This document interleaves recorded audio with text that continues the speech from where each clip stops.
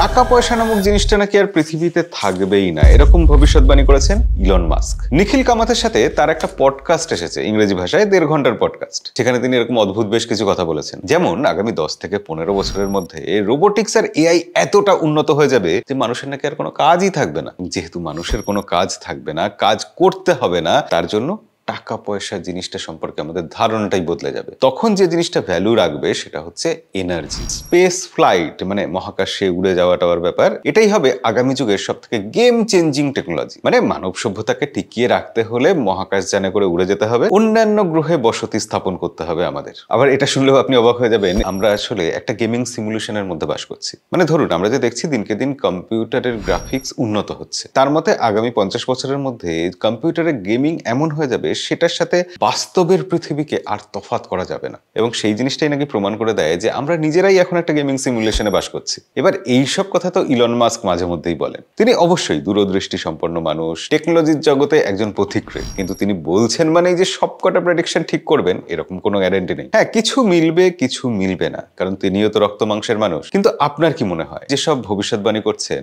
তার মধ্যে কোনগুলো মিলবে, কোনগুলো মিলবে না? কমেন্টে লিখে জানাবেন। আর এরকম অন্যরকম ভিডিও দেখার জন্য আমাদেরকে ফলো করে রাখতে ভুলবেন না।